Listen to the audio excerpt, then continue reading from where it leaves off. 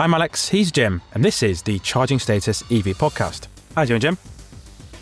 I'm all right, mate. Yeah, we've both had differing levels of man flu, haven't we? Oh, dear me. It's been not great fun. Mine has just affected my throat, and it's largely okay now. Yeah. But you came down with full-blown man flu, didn't you? That's ridiculous. Like, literally a few days before me and you went for our little trip in Germany, I was just coughing and spluttering and being generally disgusting, so...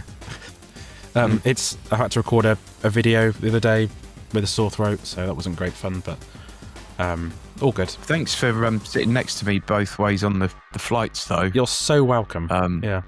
Yeah, it's nice. Your hands moved around a few share, times, so I was sat in the middle. You kept touching me, but it was all good fun. No, I think that might have been the man sitting the other side, to be honest. Oh. Yeah, I think he might have had busy hands, wandering hand. I see. Yeah. But yeah, we went to Germany we went with MG to go and see, it was basically like a conference, and they were talking about their new battery tech, which is quite interesting, and also a new hybrid drivetrain system, which wasn't initially clear about what it was, but we've managed to figure out what they were actually talking about. But yeah, it's a very technical few hours, and some exciting stuff coming soon. Yeah, it's I mean, the thing we all would have liked, I think, was a little bit more detail. Yes. Because it was a bit vague. But yeah, semi-solid state seems to actually be here, and it's what is it? Only 5% liquid in that battery pack. I think that's right. Yeah. Yeah. And I was with Changan yesterday, and they've got some kind of project on with CATL. They get their batteries from CATL. Right. And they said they're currently testing sodium-ion batteries and then solid state to come. And they were talking about solid state with some numbers behind it. Okay. But I think they were saying 400 kilowatts per kilo. It's 400 watt hours per kilo. That's what Donut Lab. Sorry. Yeah. 400 watt hours per kilo. That's what the Donut Lab batteries claim to have. That's being tested and talked about the past few months. So, yeah, I think we managed to glean information from MG. So, MG announced this new solid state battery like the tail end of last year for the Chinese market.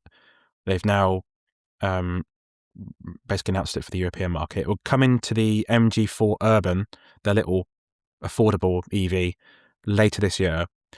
From what I understand, it has the same energy density as normal LFP batteries, but the biggest difference is because it has less liquid, it's less susceptible to colder temperatures, and it hasn't got to work as hard to keep the battery at a good temperature. So that, in theory, should mean better efficiency and better range on paper. So obviously we'll have to see how that does pan out, but it's looking promising. The really interesting bit was they said how it's way more effective at cold temperatures. Yes. And obviously extreme heat as well. But I wonder what it's going to do to the real world range, because for me, like, the thermal management with MG has been an issue, and real world range in the winter on MGs in particular, certainly in the older cars. I don't think I've had one for a week for a while because we've been going to the launches. Yeah. But certainly when I had the first incarnation of the MG4, and I had that like in January, and it was a freezing week, it was pretty dreadful, the range. So I'm hoping it has an effect on that front. They were talking about the cold weather performance very much from its capability to fast charge, weren't they? Yeah. But I wonder how much better it's going to be for real world range. Obviously, it's going to be lighter as well, a fair bit lighter. So that should help efficiency, one would think. Yeah, just simply having less liquid. From what I understand, the liquid is the problem, basically. It can freeze or whatever happens to the battery. The car has to work harder to keep it as a liquid. So if there's less liquid, surely that means there'll be less of an issue in those more extreme temperatures. But we shall see. It's exciting. The from what I've been reading online, it's not actually something that MG has made themselves. There's a company that they've invested in quite heavily the past few years, I think 4 or 5 years, that has come up with this battery, and it's theirs to use. So that's That makes sense. I mean, which would make sense. Yeah. Hmm. But yeah, it was interesting. The hybrid stuff took me a while to understand because the guy that was doing the presentation was extremely technical. I think he was the lead. He's a genius guy. You could tell the guy's a genius. Yeah. But with genius often comes eccentricity. Yeah. And a sort of lack of understanding that you're not a genius as well. Yeah. Yeah.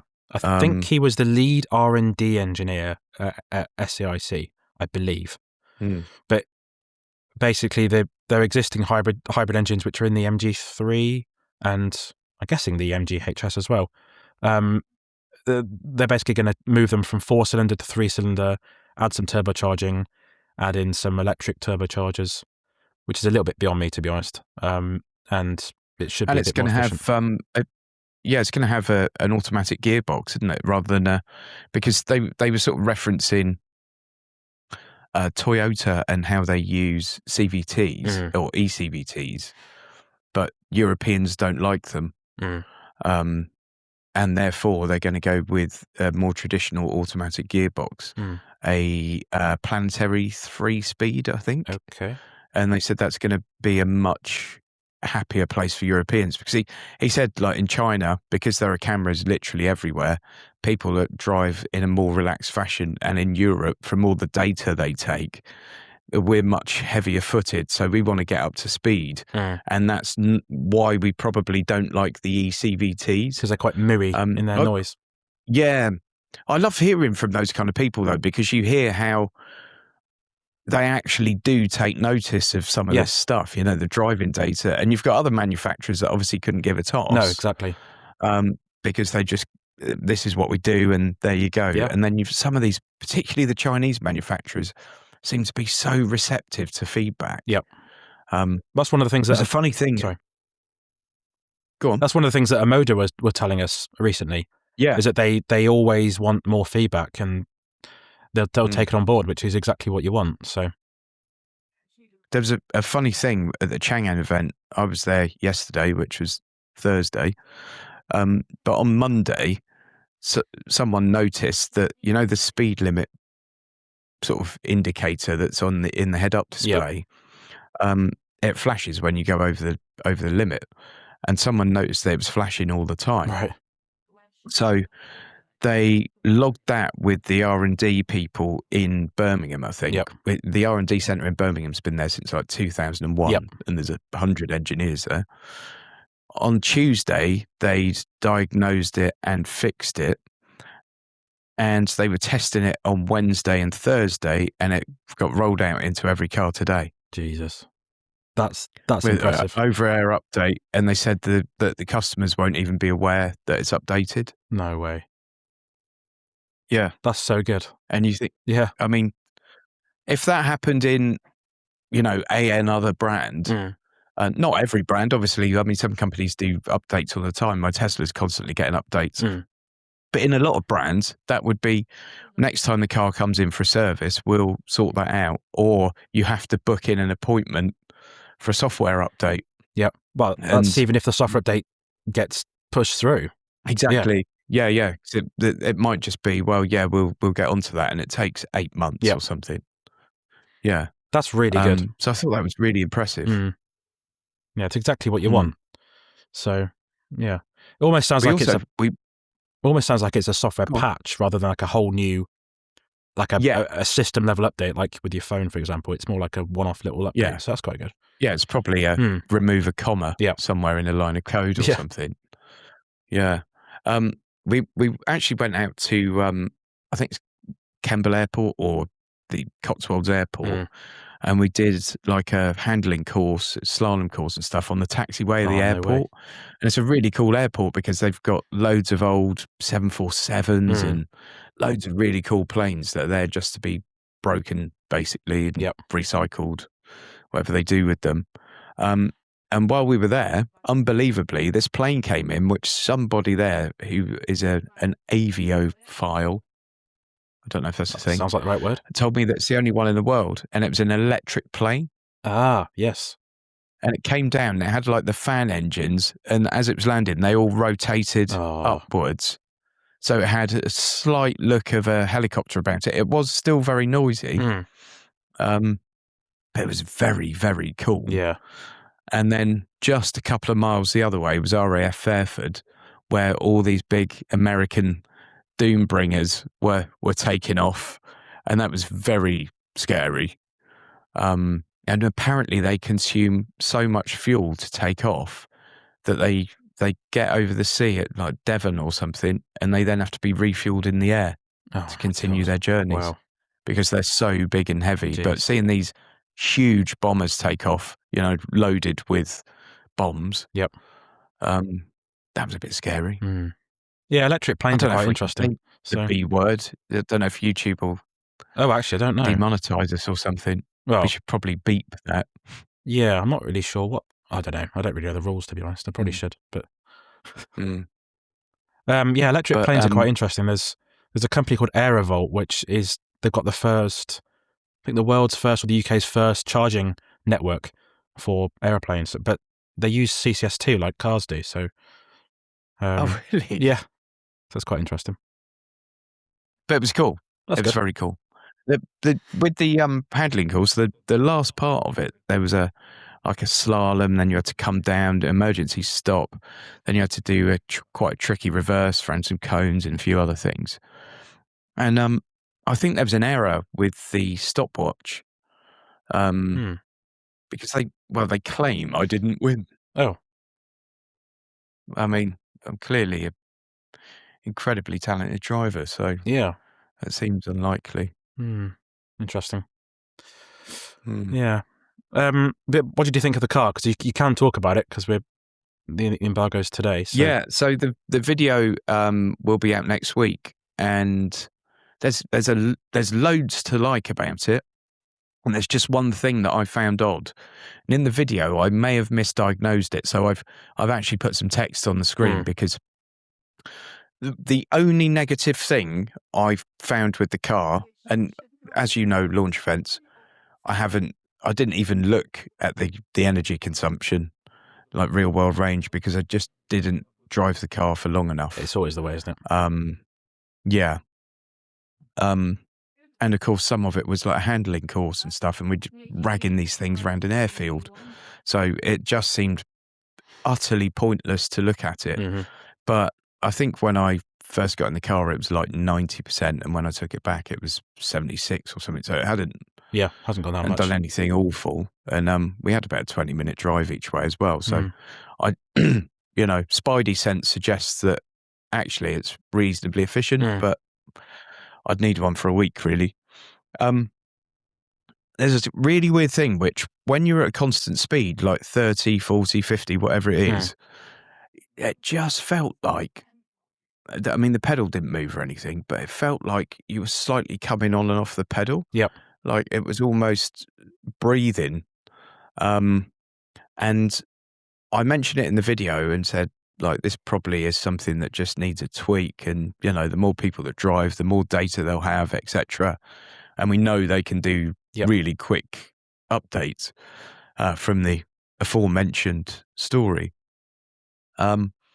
But I think it might have been the sat-nav, because I had the sat-nav on, and lots of sat-nav systems now will do the preemptive stuff, won't they? So you're coming up to a roundabout and it'll slow you down, or a bendy bit or something like that. But it's got absolutely everything. Like, they've thrown so much spec at it. There's only one trim level. You can have a black interior or this quite funky orange interior, which is a no-cost option. And the only options are the glass roof, which is £1,000, and a tow bar, which is either 600 or 800 quid. And that's it. Yeah. And I think it's 37,990 for the rear-wheel drive, 39,990 for the all-wheel drive. Yep. But they'll be on lease deals, I'm sure. Yeah. And possibly chucking some discounts and things around. If anything, they've overspec'd it. Like, maybe they'd have been better off having 2 trim levels or not throwing quite so much at it. But, I mean, hats off to them, fair play, because it's a very nice car. The frunk is huge. I got most of Tish in the front. Tish from Auto Social. She was I was helping her film a little short thing, and I don't mean you, by the way, Alex. I mean the car. Yeah, thanks for that. And she said, "Oh, I'm going to get in this," and I said, "Oh, okay." And then I just got a picture and stuck it on Instagram while she was in there. But I mean, to get oh, excuse me. Bless you. See, I'm with you again. Yep. And my man flu has come back. Yeah. This is not good. It's definitely your fault. Yeah. Even though I'm like 100 miles away. It could just be an allergic reaction to your face, I suppose. Yeah. I have heard that before, to be honest. It's not a new thing to me. That is possible. I mean, it usually brings me out in hives, but not sneezing. But yeah, to get like the lion's share of a human in the front of a car is impressive. And you could get like 3 really good sized rucksacks in there. You could possibly get a full carry-on suitcase and something else in there. So it's well done. Yeah. And loads of passenger room in the back. Very well equipped. The screen, which obviously it's got a big 15-inch iPad type screen, actually tilts in towards you, which is nice. Yep. This is interesting. Very impressive. Because you haven't driven the S07, and I drove the S07 last year. It sounds exactly the same. I was a passenger in it yesterday, but you were, yeah. But it sounds exactly the same. Like just a smaller car. So they haven't really lost any features or any extra bits and pieces like the tilting screen. It's all they've done is I think the S07, they say the design has nautical themes. Okay. Like inside there's a bit of nice wood trim on the door shuts and things, the door handles. Yeah. And in this one, they say it's aviation themes. So there's like a little reference to a wing on the front and a couple of things. But I mean, kind of things you don't notice unless a designer points them out to you. Yep. But I think it's a good looking car as well. Yeah, it does look good. Like if you compare it to the rest of the pack, it looks way less generic and quite almost sporty looking for an SUV. Yeah. So it's not an exciting car to drive. Like it's not a car that gives you tons of feedback or you get involved with. But people buying those kind of cars don't want that necessarily, do they? You're not going to take it around the Nürburgring. You're going to take it to Tesco's. Yeah, usual stuff, isn't it? Oh, that's interesting. Yeah, good. Looking forward to your video. Be good. Nice. What else have you been driving? What else have I? Well, I was supposed to have an IM5 this week, but MG's marketing department nicked it, so I didn't get one. So I've been driving my Tesla a lot. Nice. I've done loads of miles in that, and still really like the Model 3 I'm talking about. Yes. I still really, really like that car a lot. It's got a lot going for it, and I'm always happy to get back into it. And that's about it, I think. I've got a crazy... I've got a holiday coming up, and then after that, like in about 2 or 3 weeks' time, I've got a crazy day where I'm going to be driving an Aeon V or 5. I'll be there as well. I'm not sure what it is. Yeah. And then Tiggo, I'm doing that in the morning, then Tiggo 4 in the afternoon. Jesus. And then I've got the VW T-Roc the next day. And then the following week, I'm going to Milan to find out about a new brand that I can't talk about yet. And then the following week, I'm in Marseille. And I'm going to be driving, actually, probably some cars I can't talk about yet. So, interesting. I've got the PV5 passenger booked in as well when I get back from my holes. Very nice. And then I've got the Xpeng G6 long range. So I'm looking forward to that because I haven't driven one yet. Be good. What about you? You've had that. You've had the electric Transit, haven't you? Well, before that, I had the iGo X. I don't know if we spoke about it.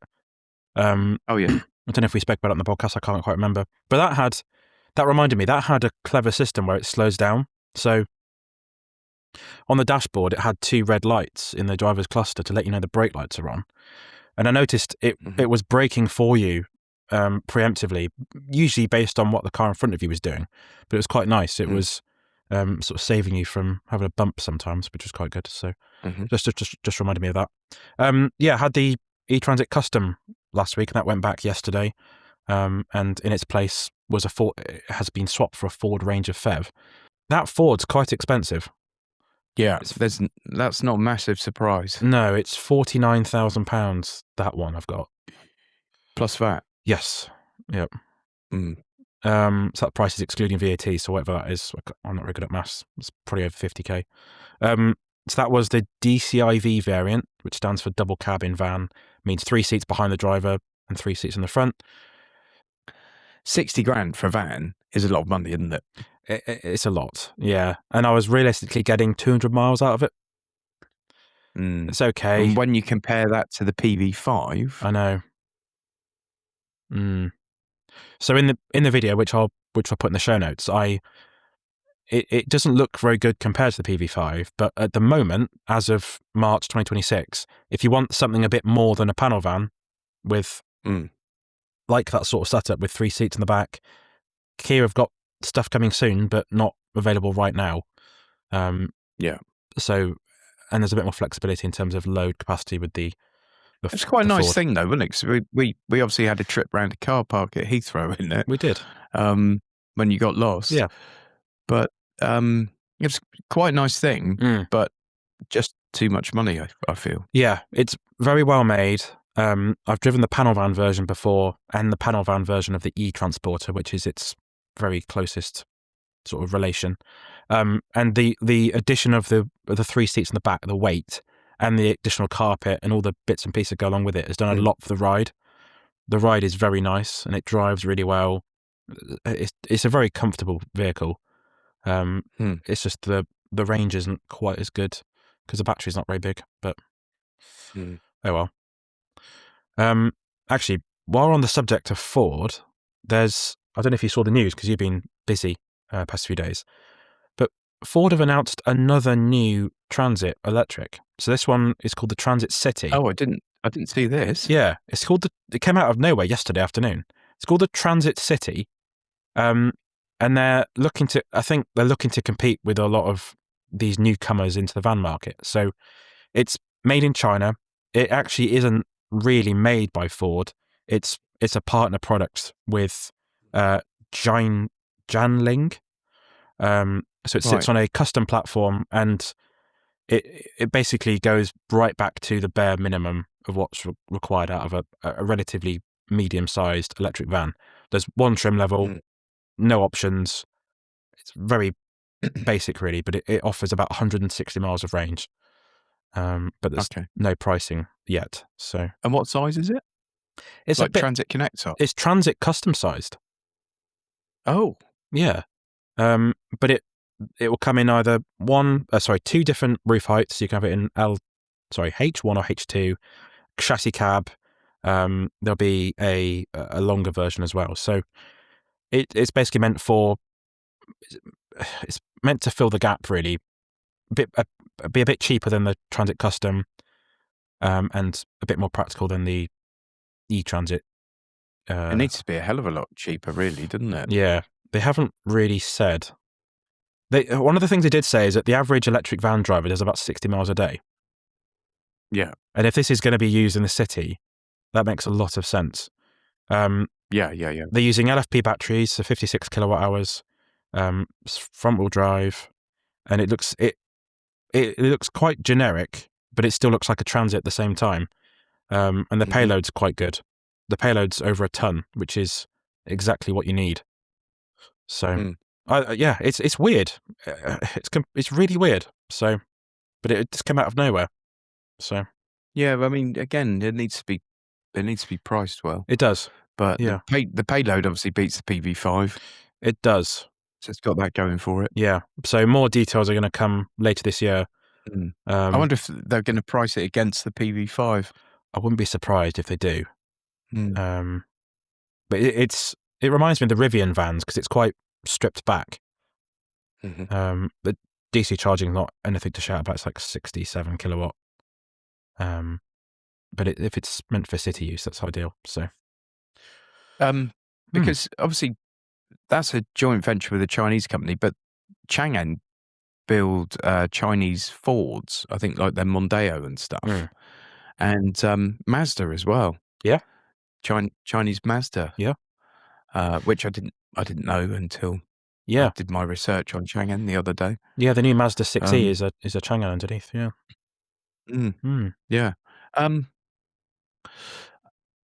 Speaking of electric cars, Yes. as we probably should more often on this podcast, I saw some UK journos got sent out to drive the Lucid the other day. Oh, yes. Yeah. In Europe somewhere, obviously. But have they finally announced that they're coming to the UK? I haven't heard anything. No. I mean, I hope so. They've maybe just sent them out to cover it for European outlets or something. But yeah, I mean, they're glorious things. I do worry that they're way too wide for our roads. They look a bit big, because they are huge. But they do look like lovely things. Yeah. If the two brands I could bring here, just for selfish reasons, it would be Lucid and Rivian. Yeah, they do look very nice. I mean, hopefully. I mean, when we went to Munich, I did ask one of the staff members. He said that the cost involved in doing right-hand drive is quite high for quite low numbers, but they didn't say no. So we shall see. I spoke to the CEO about 3 years ago. In, I don't know, some show somewhere. Might have been LA or something. Yeah. And he said he's Welsh. Yeah. And so I sort of said, well, surely you'd love to. And he said, like, his dream is to bring them to the UK, but the numbers have to stack up, obviously. He said, but like, if there's one market I could go into, it'd be that one. Yeah. Just like Genesis, it probably wouldn't sell in massive numbers because the market here is so weird. We're stuck in our ways as a nation in terms of car brands, but still left-hand drive. There are loads of other left-hand drive markets. Yes, I think people often forget that, but it's whether they're the right kind of markets. I don't know. Yeah, that's true. Yeah, right-hand drive markets. Even that's the one. Yeah, there's quite. Did I say left-hand drive? There's quite a few. Yeah, you did say left-hand drive. Yeah, the other. I meant right. Yeah, when I had that Ford Transit go back yesterday, in its place, I've had a Ford Ranger PHEV. So it's got the same technology, so the same battery and stuff as the Transit Custom PHEV. So it's about 11 kilowatt hours in terms of battery size. But they've done something quite unique from what I can tell from driving it. I haven't done any research on the car yet because I'm a bit unorganized. But when the pickup truck is in its EV only mode, I think the electric motors are driving through the gearbox. Because when it's been in EV only mode, it's been shifting in up to third. It's really it's a weird sensation, and you can tell the engine's off because it's on 0 RPM. I thought that was really, really weird. Yeah, I wonder why they're doing that. I wonder if because it's four-wheel drive, I wonder if that was easier for them. Yeah, than completely reinventing the obviously torque converters and transfer boxes and everything else. Maybe it's easier. Yeah, but interesting. Yeah, it's when it's in its EV only mode, it's so nice and quiet. It's interesting because this is a petrol pickup truck, which is quite unusual in the UK. Most of them are diesel. And it's got 25 miles of EV only range, which is a whole 25. Yeah, it's okay. Yeah. Yeah. It's obviously going to help MPG because it's doing regen and it's even when it said 0 miles, it's still running in battery mode. There's obviously a little bit left.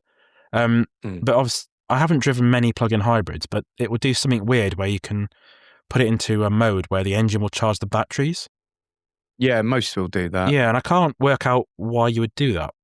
Maybe if you need to power stuff off So the batteries for power. yeah, so obviously some of them can do that now, but I think originally they had that functionality so that you could drive to like a city centre, and then if you've got one of those cities where it's zero emissions only or a zero emissions only zone, you could then go into your zero emissions mode and drive legally through that. And I think that's why it originally came out. Okay. But yeah, otherwise the engine's doing double duty and you're going to consume more fuel. Yes, exactly. Yeah. I'm still up in the air about plug-in hybrids. I think the new ones that have a really good all-electric range are much more compelling and will suit more people. But you've still got two lots of things to go wrong, essentially. You have. Yeah. And like for me, I think they're like this safety blanket thing for people that think they're not ready for electric, or they've read so much of the negative stuff that they're a bit scared about it, and they're like this comfort blanket. But I don't think those people are then getting the proper experience of driving electric. And I get it, like it's not for everyone, and for some people it never will be. But so many people I know that were skeptical about it, nervous about it, have kind of thought, well, what was I worried about? Yeah. Like shortly thereafter, you know. Now, there's two benefits to this hybrid Ranger. One of them is the fact you've got a high voltage battery that you can power stuff off. So you've got two 3-pin sockets in the bed. You could run up to 6.6 kilowatt of power off it. So that's useful if you're at a job site. And the other benefit is potentially towing, because it's got the most torque out of any Ranger that's ever existed. I think it's over 550 pound. Is it pound feet of torque or Newton meters? Yeah. One of the two, but it's more than any diesel Ranger that's ever existed. What's the towing capacity though? Because lots of EVs have amazing torque, but you know can't tow anything. It says 3.5 tons. All right, so that's the same as a diesel would be. Yeah, 1 ton payload and a trailer up to 3.5 tons. So that's good, but I mean, it's no advantage over the diesel on that front, but it has got more torque. That's true. The other one's obviously benefit in kind. It won't be as hideous as it is now for benefit in kind. But yeah. So everyone will have a plug-in hybrid pickup before too long, I'm sure, and some electric ones. I just hope they start to put like the better electric kit into the plug-in hybrids, like the most modern electric systems into plug-in hybrids. Into pickup trucks. Yes. Sorry. Why is it today? I can't get my words out. You've had a busy few days, to be fair. It's tiredness. I have, yeah. I'm an old man. Yeah. I was told it last night, by the way, that I'm conventionally handsome. I'm not really sure what that means. Which conventionally handsome. Gareth found very amusing. Yeah. Yeah, conventionally handsome. Is that a compliment, do you think? Yeah, I think so, yeah. Okay. Yeah. Interesting. But yeah. I mean, they could have put a bigger battery in that Ranger, potentially. Might be a bit more useful, but yeah. It's then I guess it's always that playoff against the weight then, because you've got a decent sized petrol engine, you've got a big fuel tank, you've got the load that's going to be in the back of it, you've got all the 4-wheel drive gubbins. Probably be better just with a battery and some electric motors, maybe. Yeah, there are some electric pickups coming. So there's the KGM Musso EV, which is now on sale, I think. There's the Hilux, and then there's the D-Max from Isuzu. Both of those, the KGM's very cheap in comparison. So that'd be quite interesting to try out when it is available this year. But yeah. Yeah, for sure. Oh, well. What are you driving next week? Well, I don't know, because I'm on holiday. I don't know what I'm going to. Of course, you did say. Going to get. Yeah. Yeah. I mean, I will have a car next week, but I don't know what it's going to be until I get to the airport. Be a lucky dip at the airport, yeah.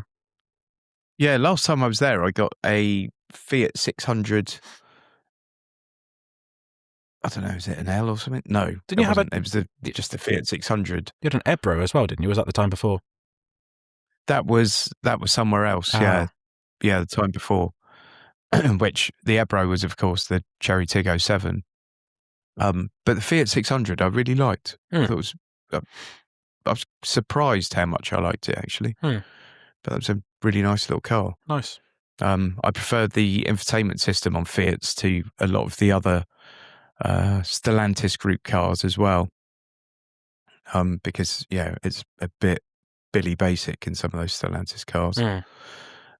There's lots for you to play with in the Changan, by the way, when you get one in for loan for your infotainment video.